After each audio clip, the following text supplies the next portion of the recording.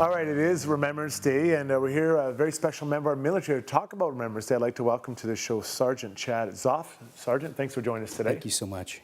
Now, take us back a few years, because you've done 4 operational tours. You've been very busy, very active in the military.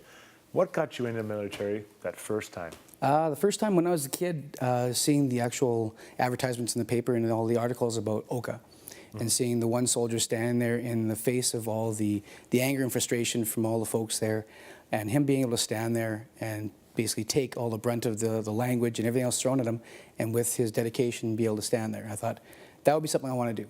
No matter what, being able to stand there steadfast and be able to undertake that and be able to do your duty, that would be something I really wanted to do. So I went and I enrolled in the military, and a few years later, here I am. Yeah, a number of years later, and many, many different tours over that time. When you joined, did you know, well, first, I guess, what is your role right now with? Right now, I'm in at the 3rd Canadian Division Signal Squadron. Okay. So our role is from Thunder Bay to Vancouver Island. Okay. We basically provide the military network. So like TELUS or Shaw, we provide our inter-network for the military. We support 18,000 military and civilian members combined. We provide network infrastructure, so the switches and routers and such, the computers on their desk, their telephones as well. So we have a big wide range of people we support. And my job right now is to permit these people to keep their equipment running. So they'll submit a trouble ticket as an example, and we basically buy new things for them and whatnot. That's my role, is to say, yes, this is within parameters, we can go buy this equipment for them and get them working again.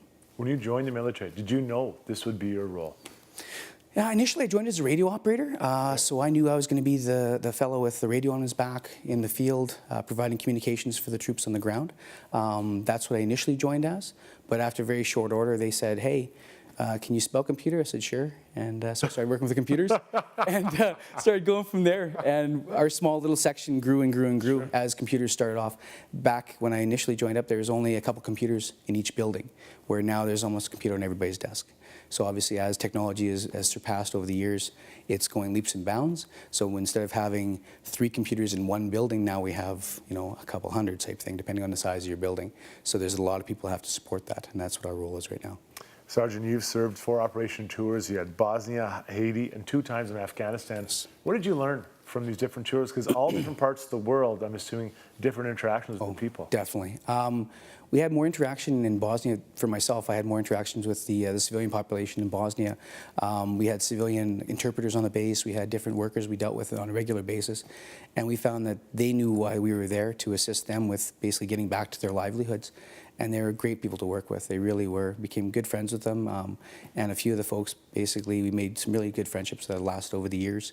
It was fantastic.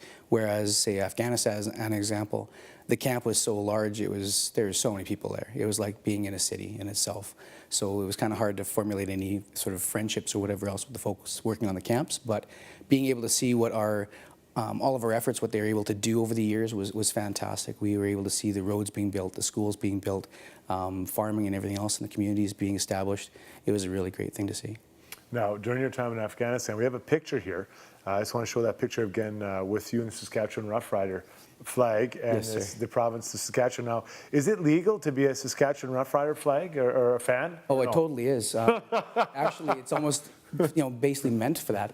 When we were overseas, I sent a couple of letters off to the government of Saskatchewan as well as the Pilsner Brewing Company, and mentioned that we wanted to get a Saskatchewan Day. So they were kind enough to send us the flags and a few other different paraphernalia. We had a nice big Saskatchewan Day. This is just a small little snippet of a few of the folks that I was working with. There's also another picture which is larger. What I also did is I sent an email off to the local papers, and they were kind enough to post them. And what I said is, it's the Canadian troops thanking them for their support. It wasn't looking for their support. I was saying thank you very much for all the support that we were receiving from them.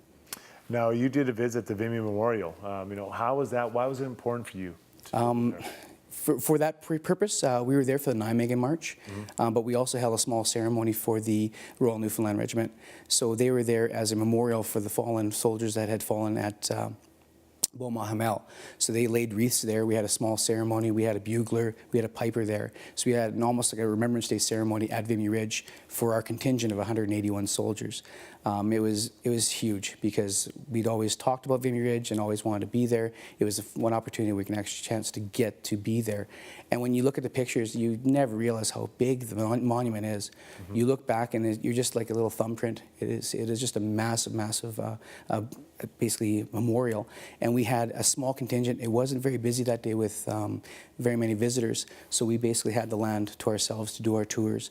And we had some Canadian youth basically providing us tours, and they were such excellent experts of the area, giving us the complete footprint of the land and what happened here and when and exactly how it all played out as the war was going through. And it was awesome. It was just awesome to be there in the presence of this grand scheme of things here. Now, you had some interaction with meeting Princess Anne.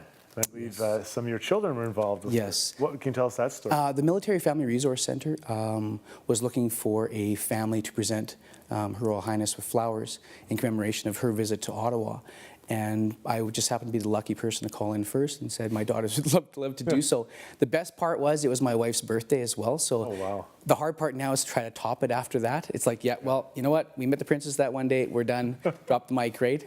So it was fantastic. And my oldest daughter on the far right-hand side was hiding sort of in the side. And the Governor General actually motioned for her to come, and all I'm thinking is, please, please make your way over here because I don't want to get in trouble. But she was very, very nice. My daughters were able to present flowers to an actual princess, and my girls are huge Disney fans, so it's like, you know what? Your friends talk about seeing princesses, you actually got to meet one, so it was amazing. Was there some discussion beforehand between you and your daughters or anyone as how to interact with the princess? There wasn't any other than the fact that just sort of be yourselves when you present the flowers, and here's how you'll address the princess and also the Governor General and how you sort of present yourself. But the princess was fantastic. She's such a personable person.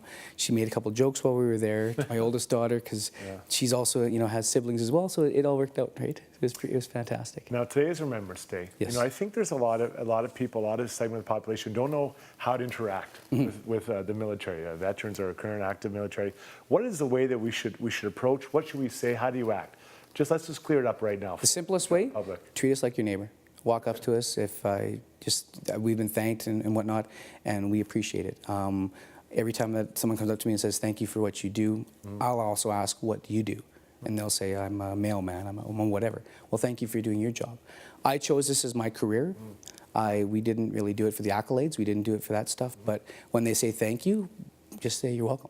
And you basically interact with them just as we're the same people as you are. When we take the uniform off, we still cut the grass, we still, wash the cars and stuff like that, like everybody else does.